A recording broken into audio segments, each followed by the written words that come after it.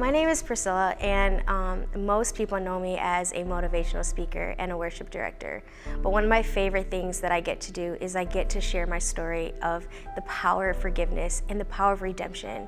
I say the power of forgiveness because I had to walk the story and the definition of forgiveness out through my personal story. You know, I grew up in a family where sexual abuse and incest was really, really high and very, very hidden.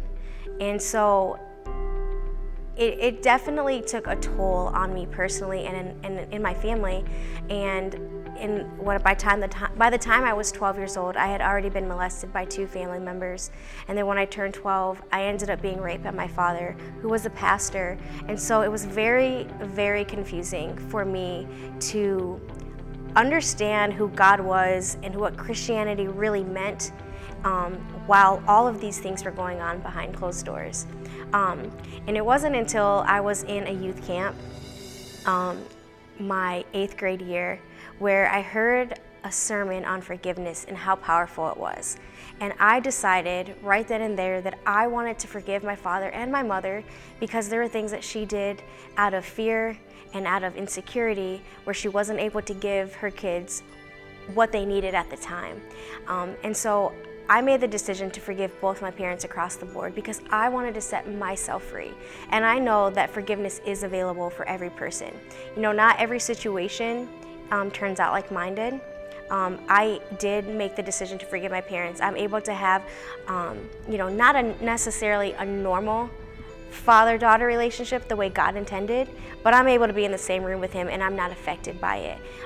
Statutes of limitation had been lifted in my situation. You know, I stand in the gap for many, many girls as an advocate right here in Ingham County.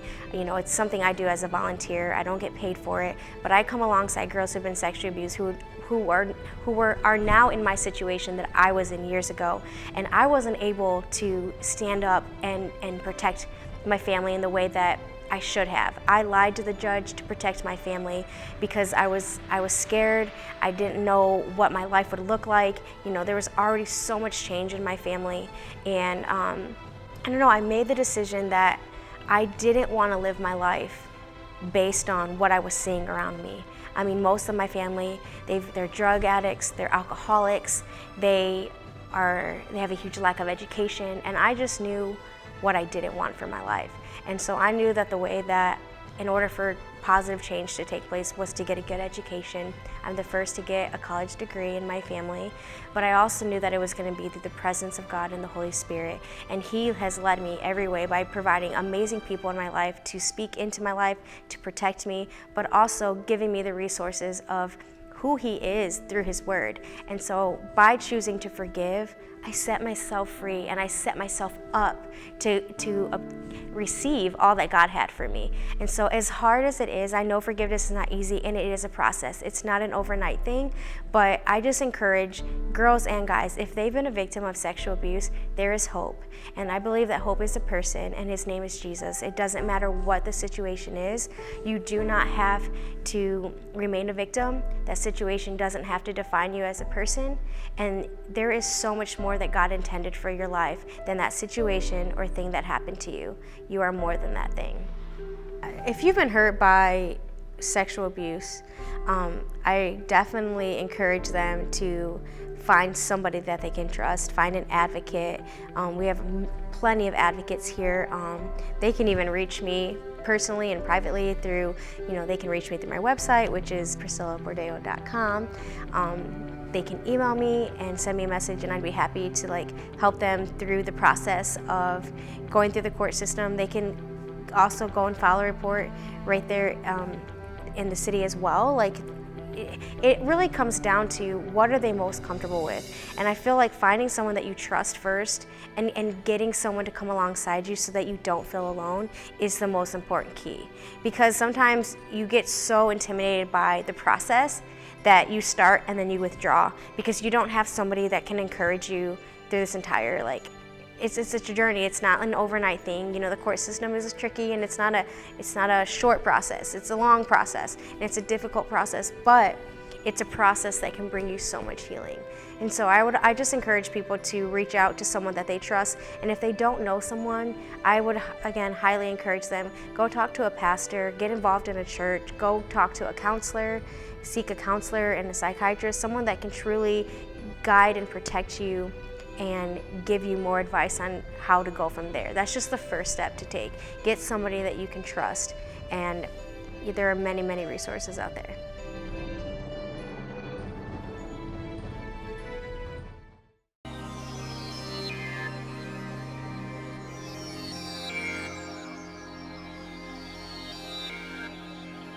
One of the things we can do to detect sexual abuse in a loved one or a friend is look for some red flags. Some examples would be, is there a change in their behavior? Are they withdrawing? Are they changing their personality? And one thing that I feel like can really, really help is there an open dialogue, having an open conversation with your family members on what sexual abuse really is. What are the do's and don'ts? What's comfortable and what's not comfortable? And, just being able to explain the definition even of what sexual abuse is, even at a young age. There's different levels of conversations that you can have so that each age group can understand. But, be kid friendly, but be open in conversation. Self-medicating, I know firsthand.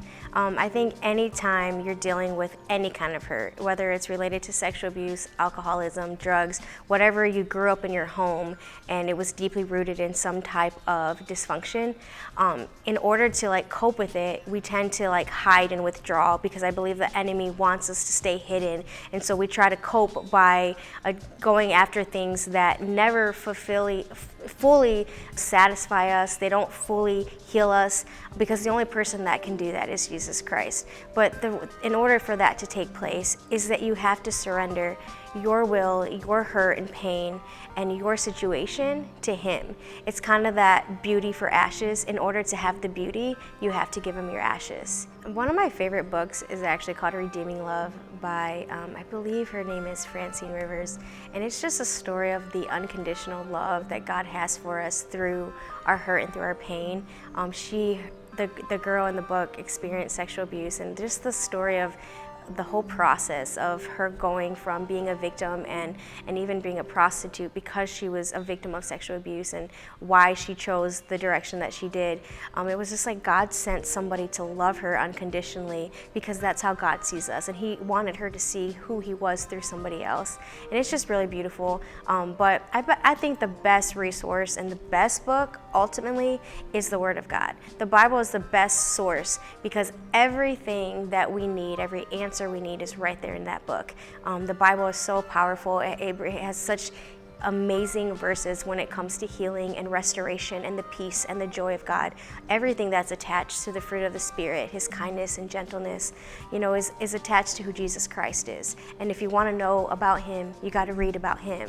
And so I always tell people, go there first. But there's got to be more than just reading. We need self-help. Sometimes it's not just for ourselves. We need help from counselors, and I always encourage people, go get counseling. Don't underestimate it. It's powerful. It's not embarrassing. It's not what people think it is. It's just yet another tool to set yourself free. And I think counseling is a wonderful thing. I did it. My family's done it. And again, it's just they allow us to see more than what we see, but they also can help us develop and create strategic ways to continue to walk out a situation in the most healthy way. Forgiveness is such a unique gift. And I say it's a gift because Jesus Christ Himself gifted us. When He surrendered His life for us, He did that for our sins, to forgive us. And in return, in a way, we also get to gift others by extending forgiveness. But really, we're giving the gift to ourselves, because it is a gift. When we can free ourselves from bitterness, anger, resentment towards anything or any person that has caused us pain, it really isn't about, do they deserve to be forgiven? It's it really comes down to the fact that we deserve to be free. And we want to be able to encourage people to reach their full God-given potential, their full destiny. And in order to do that, you have to let go of things that people have done, have said, have treated us in ways that were uncalled for. It doesn't excuse their behavior, it doesn't make it right, but what forgiveness does is it says what they did, what they said no longer has a toll. It no longer has a role in my life and in my future. So I always stress that because people think that forgiveness, when we choose to forgive, it's like we're excusing what they've done. And it really is not about excusing. It's really not even about the other person. Forgiveness is about you, for yourself, the gift to give yourself, to free who you are, to free up who you are so that you can allow everything that God meant you to be, meant for you. You can go and obtain that because you're free to do that. If you're hanging on to anything else other than the freedom, it's really hard to grasp because you can't do both. You can't be both a victim and victorious at the same time, right? And so as hard as that is, no matter what situation we have found ourselves in, we are responsible for our healing, and the only person that can heal us from the inside out is Jesus Christ.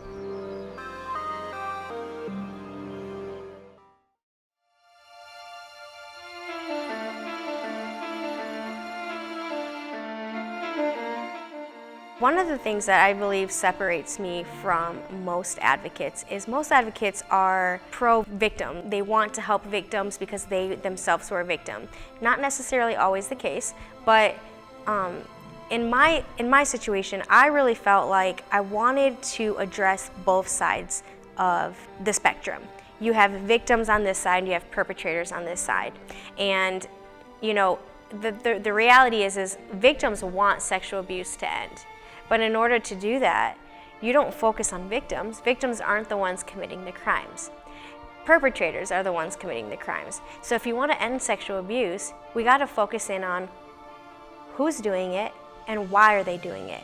And so I really believe that we really got to get our prison systems back into a place where they are no longer adult babysitting, but they are rehabilitation, and rehabilitation takes place in the prison system, and that it has to be a part of their sentencing. I personally believe that counseling should be a part of everybody's sentence because that is where we can get to the root of the problem. We get to the root of why people are the way they are and why they're making the decisions that they make. Because the truth and reality is not everybody gets a life sentence.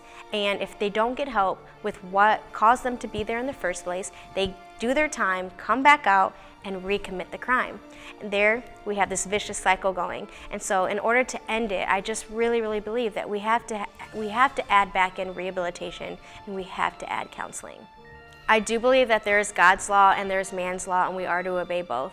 But I also believe that Jesus did make a way for every person to make it. And so for me personally, and as Christians, as believers, as hard as it is, the thing is Jesus made a way for every person. That means the murderer, the rapist, the perpetrator, the ones that we want to discount, Jesus sees them the way he sees us. And the bottom line is we do all fall short, but the consequences of our decisions are what separate us. Again, there's God's law and man's law. I do believe that there are going to be people that are going to make it behind bars, which I'm fully in support of. I believe, again, there's God's law and man's law, and we are to obey both. But in order for me to face my Creator one day, I feel like I want to be able to hear him say, "Well done." And in order for that to take place, I feel like he will ask me as an advocate, like, how did you handle both sides? You know, and the only way to bring healing on both sides is through Jesus Christ and through counseling and through rehabilitation for both the victim and the perpetrator. It's a disservice to our society to not get the perpetrator the help that they need, because then they come back out and recommit the crime, and we're not doing it justice for our community. And the thing is, sexual abuse, it tears apart communities, it tears apart families, it brings destruction. And the reality is, sexual abuse, majority of the time, is done by a family member or by someone close to you. And so I'm not in this to break up families, the act itself already does it. I'm in this to bring wholeness, rehabilitation, and restoration, because that's who Jesus is. And so I'm for both, But again, I believe that some are going to make it behind bars, and I'm cool with that. I accept it, I love it, but I would love to be able to see more rehabilitation and counseling added for those who are going to be released. One of the things that I really feel strongly about is rehabilitation while in the prison system. They're there. It's funny how we allow for them to get an education, which I think is equally important. I'm all for perpetrators and prisoners getting an education, but I'm even more so for getting them the help from the inside out. Everything is a mentality, and there's a reason and a root why they committed the crimes that they did. And so to me, I just believe counseling has to be attached to sentencing. For example, if you get sentenced for 5 years for whatever crime you did, and you didn't fulfill the counseling part of it, you stay there, because that tells me that you're not ready to come back into society, because you've not dealt with what is in you. And if you can't deal with what is in you, you can't sustain what's around you. And so again, we're in that vicious cycle of we didn't deal with that root problem, and so we can't help you come up with a solution. And so you come back out of prison and now committing the same crime again because you never got the help that you needed to get while you were in prison. And so, but that's just my opinion. I work hard with our senators and our House of Representatives to try to get counseling to be a part of the sentence, no matter what the sentence is. Because I think if you want to change society, we got to get to why people are the way that they are. The thing is, Jesus Christ made a way for every person to make it. And so some people are going to make it behind bars, and I'm okay with that, because there's God's law and there's man's law, and I do think that we are to obey both.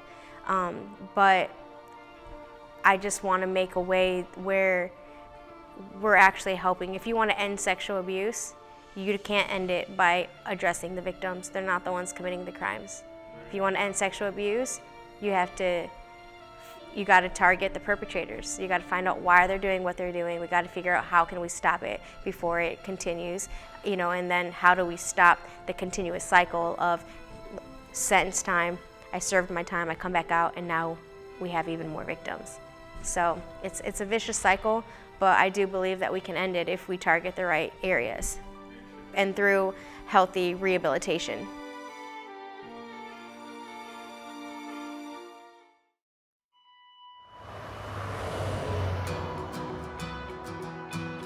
I've never seen someone out on the street like that, handing out Bibles. Do you think we need prayer?